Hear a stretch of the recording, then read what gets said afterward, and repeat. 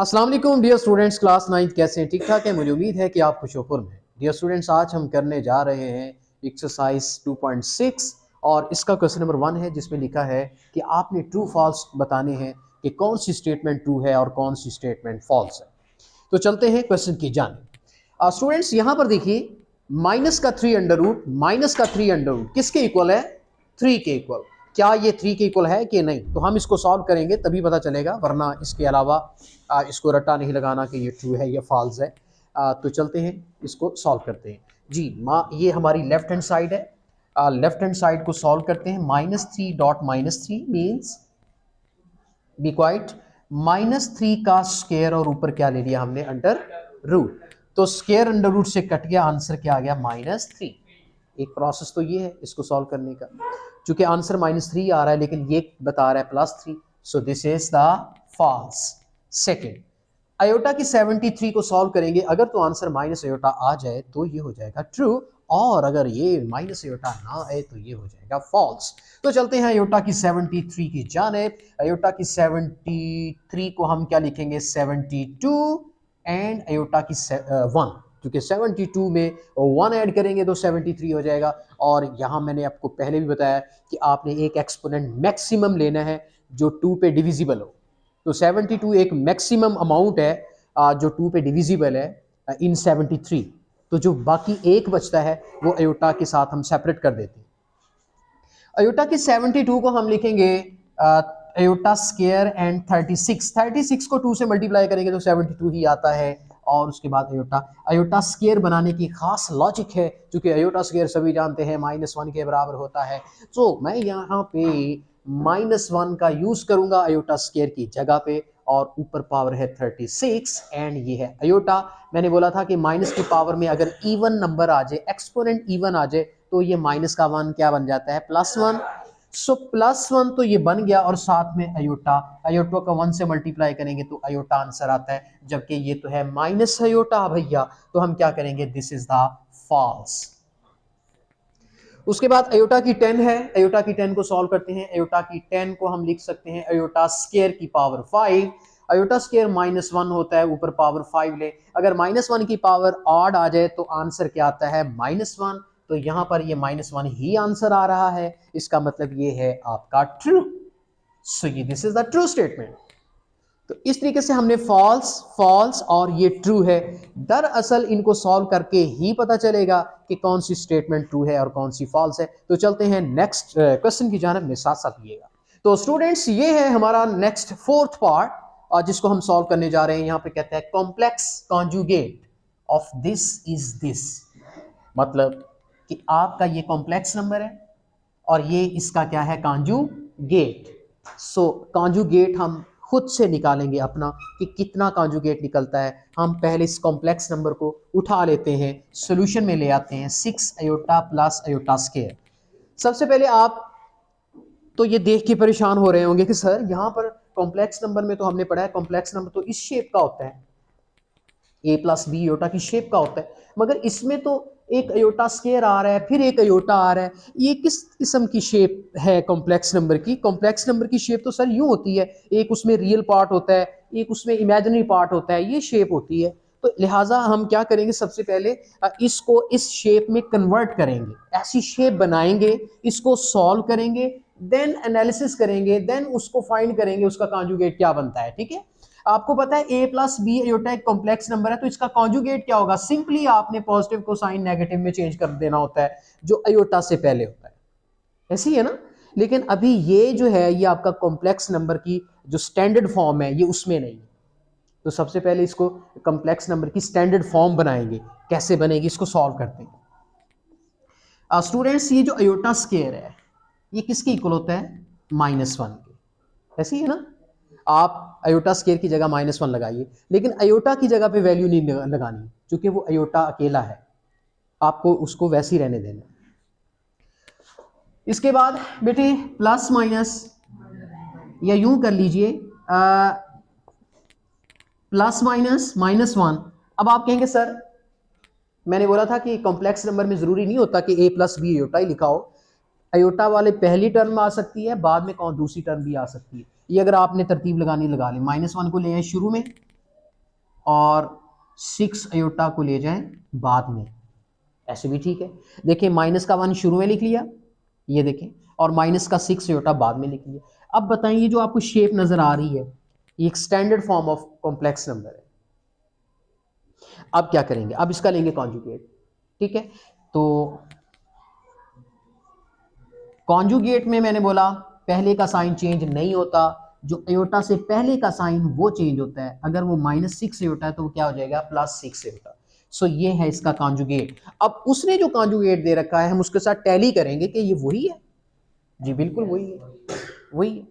इसका मतलब जो उसने स्टेटमेंट दी है कि complex conjugate of this complex number is this, तो ये ट्रू है, क्योंकि हमने बाकायदा इसको कैलकुलेट करके इसका खुद से निकाला है कॉन्जुगेट, तो वही आता है। लिहाजा इसके सामने हम टी डालेंगे, ट्रू स्टेटमेंट, ठीक है।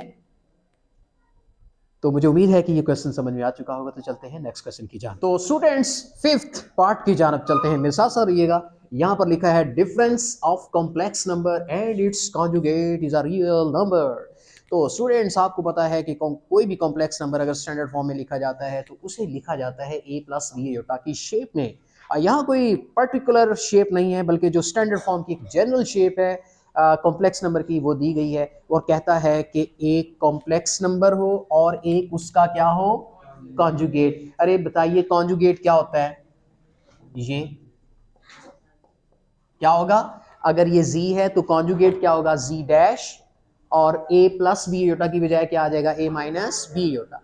अब इनके बीच का डिफरेंस मींस के माइनस करेंगे किस में, देखें पहले लिखें z की वैल्यू जो कि क्या है हमारे पास, a + b अयोटा, फिर लिखेंगे उसके कॉन्जुगेट की वैल्यू, और कॉन्जुगेट क्या है, z', वो किसके इक्वल है, a - b अयोटा। अब उसने कहा डिफरेंस, तो आपने इनको क्या कर देना है, माइनस। माइनस से क्या होगा, साइन चेंज, आपने साइन को क्या कर दिया, चेंज।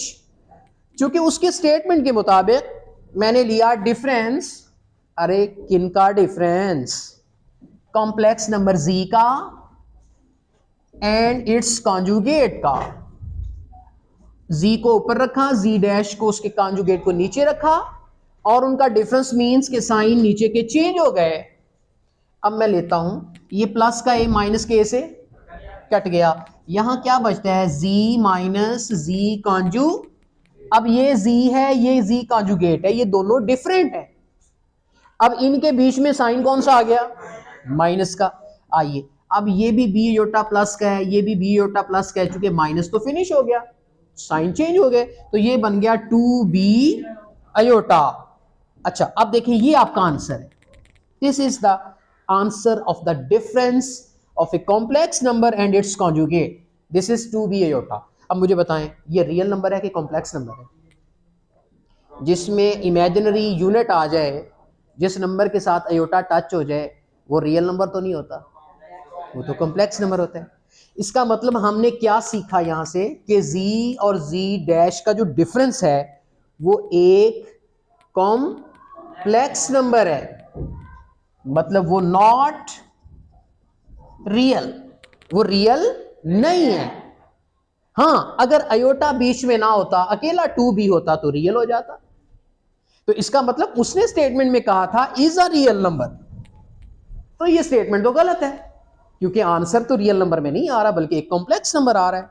तो हम इस स्टेटमेंट के बारे में क्या कमेंट करेंगे, दिस इज फॉल्स, ये फॉल्स स्टेटमेंट है। ओके तो चलते हैं एक और पार्ट की जानब जो कि हमारा 6th पार्ट है, मेरे साथ साथ ये है हमारा क्वेश्चन नंबर 1 का 6th पार्ट, और ये शॉर्ट क्वेश्चन की शक्ल में भी आता है पेपर में, और ये ऑब्जेक्टिव टाइप क्वेश्चन है। कहता है कि ये एक दो कॉम्प्लेक्स नंबर हैं और वो आपस में इक्वल हैं, देन उसमें a की वैल्यू और b की वैल्यू ये है, तो हम a और b की वैल्यूज यहाँ से निकालेंगे। अगर तो टैली करेंगे, अगर तो a b की वैल्यूज यही हुई तो स्टेटमेंट ट्रू हो जाएगी, वरना क्या हो जाएगी, फॉल्स। तो चलते हैं इसके सोल्यूशन की जाने। सोल्यूशन में आप ये स्टेटमेंट को दोबारा लिखोगे, a - 1 minus b + 3 iota is equal to 5 + 8 iota. यहां पर देखिए दो कॉम्प्लेक्स नंबर हैं, एक ये भी कॉम्प्लेक्स नंबर है, ओके, और एक ये कॉम्प्लेक्स नंबर है, और बीच में इनके साइन कौन सा है, इक्वल। मैंने कल एक प्रॉपर्टी आपको समझाई थी, equality of two complex number. अगर दो कॉम्प्लेक्स नंबर इक्वल हो जाए तो इसका रियल पार्ट इसके रियल पार्ट के इक्वल और इसका इमेजिनरी पार्ट इसके इमेजिनरी पार्ट के इक्वल। यहां पर a-1 किसके इक्वल हुआ? 5 के। यहां पर पार्टीशन कर दें। अब ये जो b+3 है, लेकिन इसका साथ साइन तो माइनस का आएगा। मैंने बोला कि माइनस का साइन हो तो वो पार्ट के साथ लाजमी आता है। अगर यहाँ प्लस का साइन होता तो यहाँ हम इग्नोर कर देते। लेकिन अब रियल पार्ट इसका कौन बनता है बताइए? b+3 along with negative sign. ठीक है, नेगेटिव साइन को नहीं भूलना। इज इक्वल, अब इसका इमेजिनरी पार्ट फिर कौन है? 8। अब 8 से पहले साइन क्या है? प्लस का, वो मैं नहीं लगाया। अब मैं यहां से a और b की वैल्यूज निकाल सकता हूं।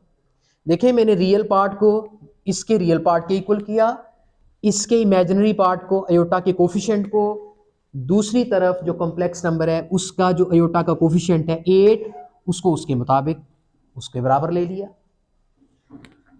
यहां से a की वैल्यू माइनस का 1 इस तरफ शिफ्ट करेंगे तो a की वैल्यू क्या आ गई? 6। स्टूडेंट्स, ये जो माइनस है ये आप उधर ले जाएं, b+3 उधर 8 माइनस का हो जाएगा, यानी आपने दोनों तरफ माइनस से मल्टीप्लाई कर दिया, ये माइनस माइनस प्लस हो गया, इधर 8 माइनस का हो गया। अब b की वैल्यू क्या आएगी? ये प्लस का 3 आप उधर ले जाएं, चूंकि माइनस का 3 हो जाएगा, तो यहां से b की वैल्यू क्या आ जाएगी? -11। तो चेक करें, वही वैल्यूज हैं।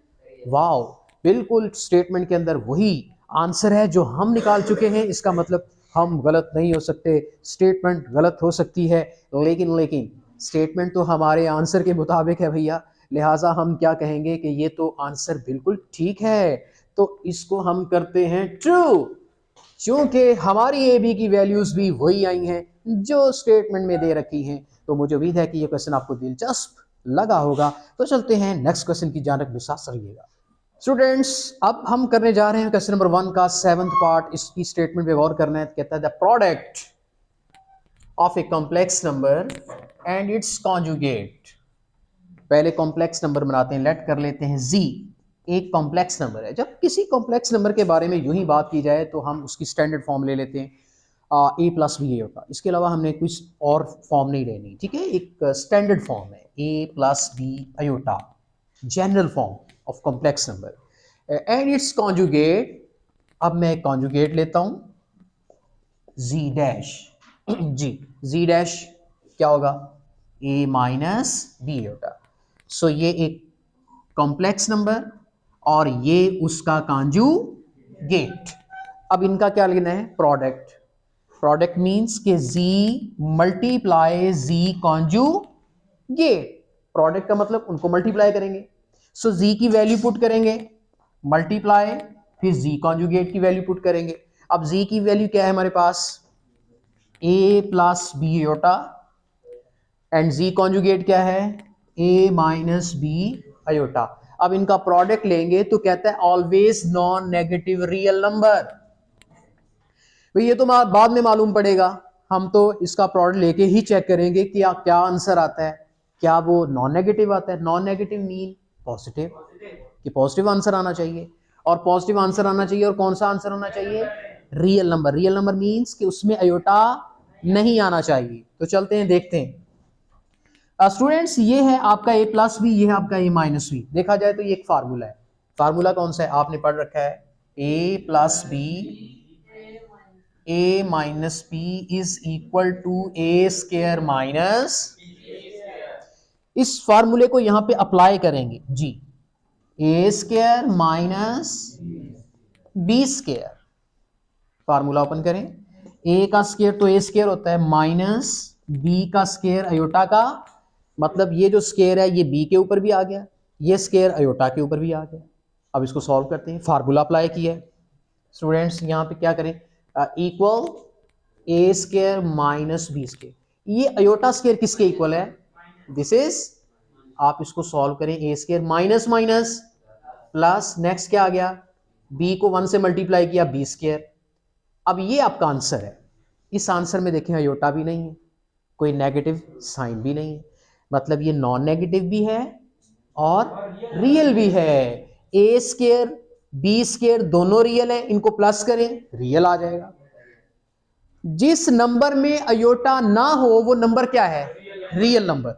तो इसका मतलब जो उसने स्टेटमेंट में कहा था always non negative real number, तो आप आपका आंसर देखें, इसमें नॉन नेगेटिव भी है और रियल नंबर भी है। तो मुझे उम्मीद है कि क्वेश्चन नंबर 1 के जितने भी पार्ट्स हैं वो आपको आ चुके होंगे और लगे होंगे बहुत आसान। नेक्स्ट क्वेश्चन इंशाल्लाह, नेक्स्ट क्वेश्चन की जानब नई एक वीडियो के साथ, तब तक के लिए आपसे इजाजत चाहते हैं। अल्लाह हाफिज।